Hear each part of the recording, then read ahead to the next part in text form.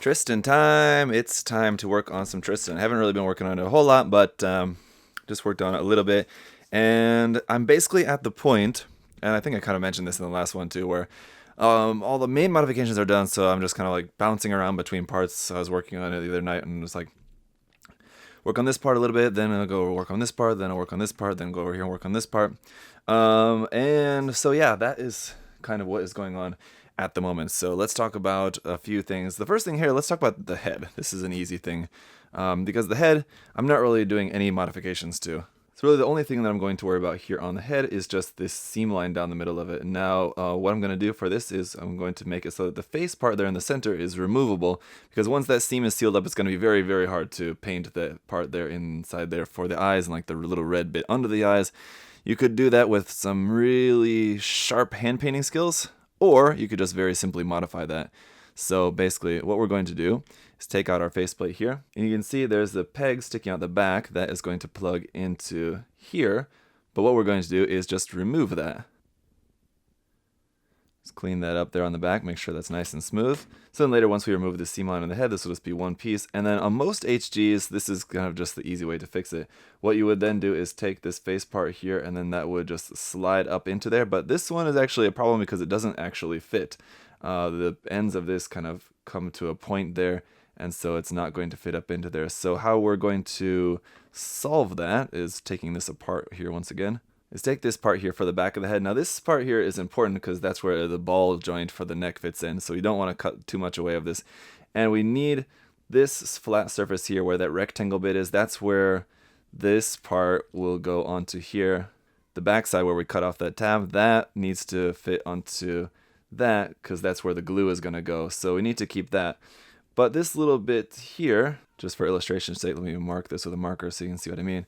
Those bits there, I can shave that down to a little bit more of an angle so that I can kind of slide the face in up at an angle, and then that should work. So there you go. Now you can see where that was flat all the way across, and now I have a little bit of an angle there at the end.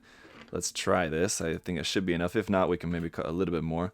But so put the head there back together, and then we'll slide this in up at an angle. And then this last bit we do kind of have to force a little bit, but it should be okay. You just kind of have to press that up in there.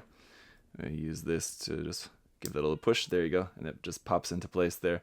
So that should be fine. What I'm worried about is that if you have a little friction there, it might end up scratching the paint a little bit on the side of the face, but that should be a part that's like hidden up underneath this side of the face there. So even if it ends up scratching the paint on that a little bit, it won't be anything that will actually show. So I think that's going to work out pretty well. Let's take this apart one more time and then get some glue in there and remove that seam line. Okay, next up to play here is the shoulder. Now we haven't really touched anything on the shoulder armor so far, and except for I just removed the seam line on this. And what I was going to do is we have this inlaid vent here. I was going to cut out a section here so that we'd have two kind of inset vents here, and I was going to use some option parts to put up inside of it and everything. Well, that is more complicated. What I think I'm going to do is something that's much easier for a couple different reasons. The first reason being just because it's easier. The second reason being because this is such a like kind of over-the-top, kind of high-powered, highly armed version of the Tristan. I think like protruding vents usually will just kind of add more bulk to it anyway. So vents sticking out rather than being inside there will be bigger, bulkier, and so what I'm going to do is here use some of these. These are wave option parts, U vernier S type. I'm going to use these two little guys down here. I already measured these earlier, and they actually fit like just perfectly on the part of the shoulder there. So just gonna cut out two of these. A little slathering of some glue on there, and just stick it on, and it's a perfect fit. And voila, there's our beefier, bulkier shoulder with some more vent action. And it's not entirely done. I do want to add a few little details on here later on when we get to like the scribing and detailing up phase. I'll add like a couple little notch bits on here just with the scriber. But that is it for the shoulder armor for now. Now let's work on something a little bit larger. Here we have the shield. Now I'm going to work on the actual connector here in a little bit, but first thing I want to do is get rid of this cross here. So I took out the actual piece. There was the cross piece on there, and I feel like there's probably a lot of ways you could really go about doing this. What I'm going to do is my way. You guys can figure out how you want to do it your own way, but what I am going to do, instead of trying to fill this in or doing some way, I don't know, to fill that in with putty or something, what I'm going to do is just cut a piece of plot plate and just lay the plot plate over the top of this, clean it up around the edges, and then that'll basically be it. It's pretty simple enough. So I just got a piece of 1mm thick plot plate here, and what I think I want to actually do is actually cover the bottom half and the top half as well. But I do want to keep these holes, the main part there at the top, and then this part here cut out. So what I want to do is drill out those holes first, because then that'll make them easier to cut out once there's a piece of plot plate laid over the top of them. So just going to start off, as always, just mark the hole, drill it out with a smaller drill bit first, just to make sure that that's centered. If the small hole is a little bit off, then I can adjust it a little bit rather than just going straight in with the biggest drill bit first.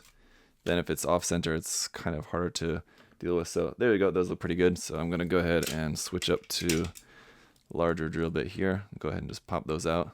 There we go, so our holes are preserved there. So then once the plot plate is laid over the top of the front, I can just go around here to the back and just drill that out through the back, and that will go through the plot plate that's on the front of there very simply and easily. So what we then need to do is split this in half. I'm going to grab my plot plate splitter. It needs to be roughly right about here. This is actually the Tamiya scriber, but again, this is just what I use for basically just cutting plot plate sheets. And of course we need to give this guy a good sanding here to make sure that we have a good strong connection there with the glue.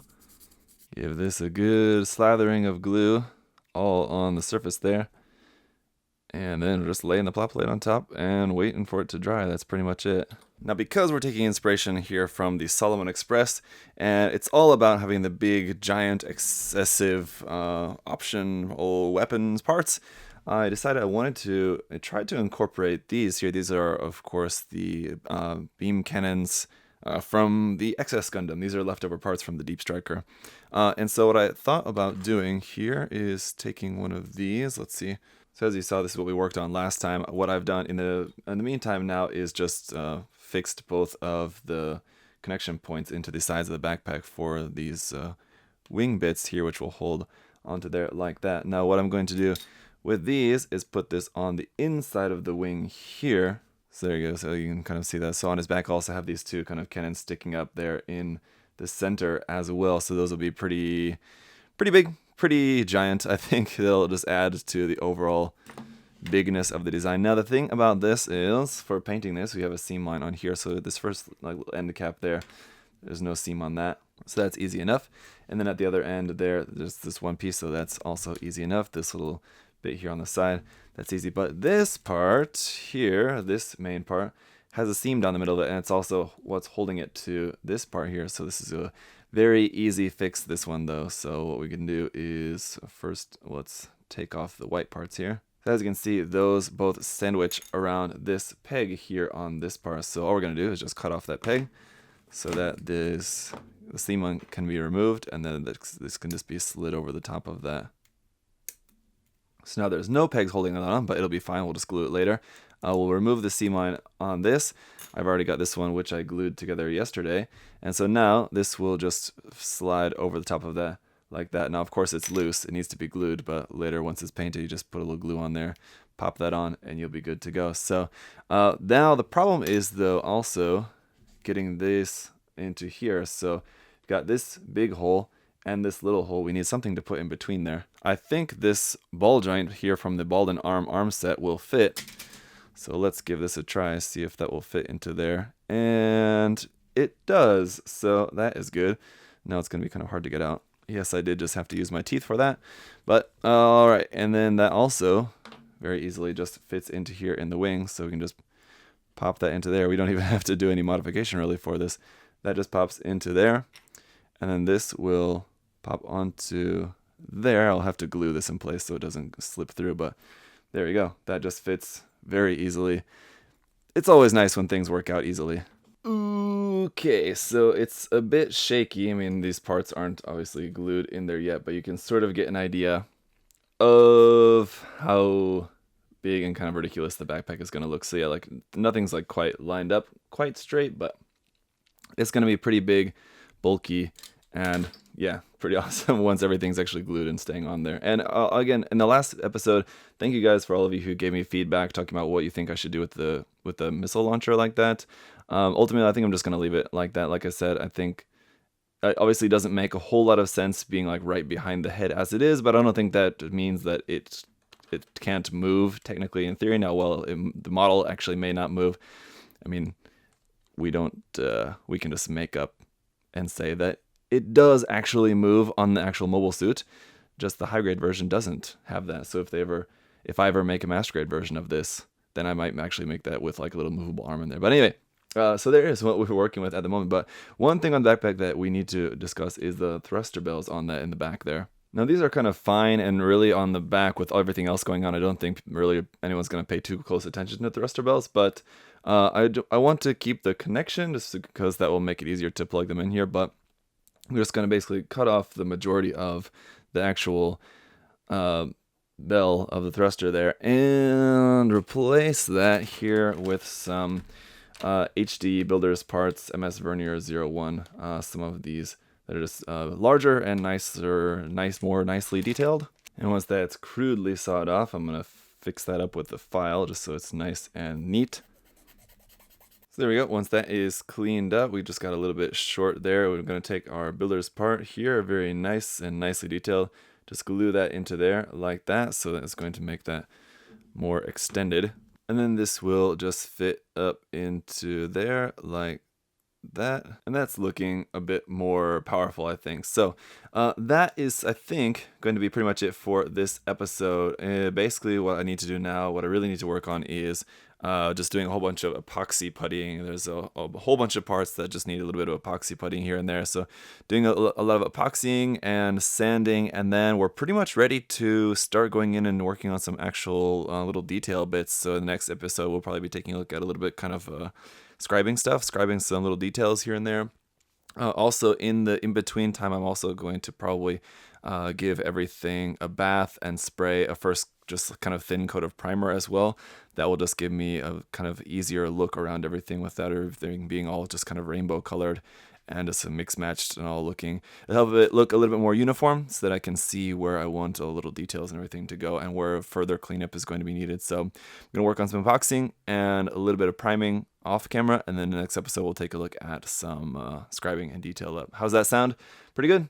All right, thanks you guys so much for watching, and I'll see you in the next episode. Bye-bye. Thanks for watching.